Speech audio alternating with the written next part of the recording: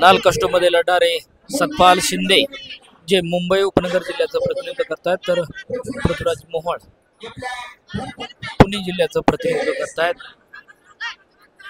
एक प्रचंड ताकदीची कुस्ती,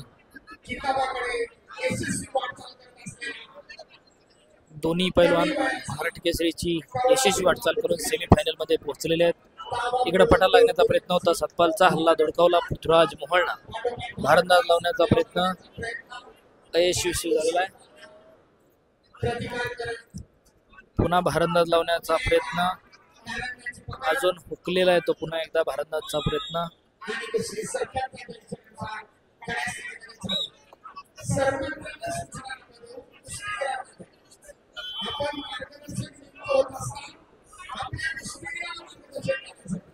शबास। इकडे पटाला लागण्याचा प्रयत्न होता सतपालचा, समोरून खेमेची पकड, पुन्हा एकदा पटाचा प्रयत्न आणि 2 गुणाची कमाई। इकडे पुन्हा पृथ्वीराज मोहोळची मोळी बांधण्याचा प्रयत्न, पृथ्वीराज मोहोळ मोळी डावाची पकड करताना आणि मोळी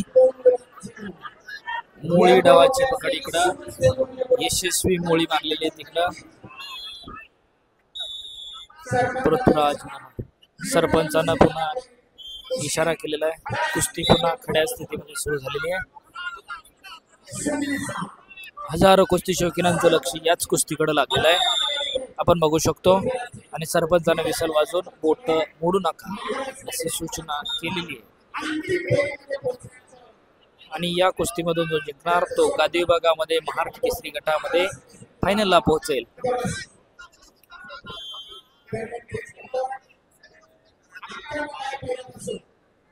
0-6 गुणांची भक्कम आघाडी इकडं घेतलेली आहे।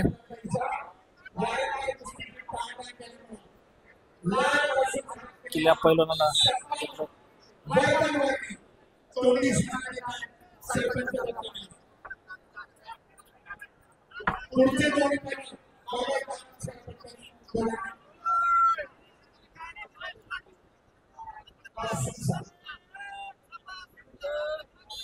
प्रेक्षणीय कुस्ती चालू आहे। इकडं 6 गुणाची भक्कम आघाडी पृथ्वीराज मोहोळकडे आहे।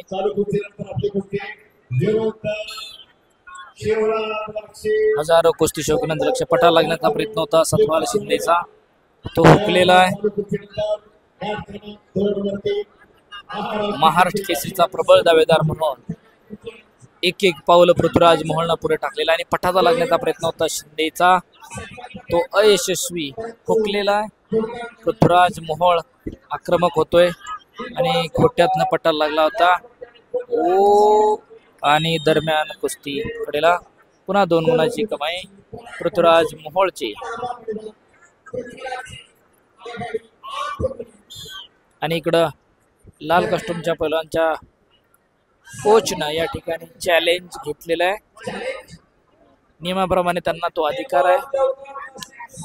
पंचानं दिलेल्या गुणावरती काही आक्षेप असेल तर पैलवानाचे कोच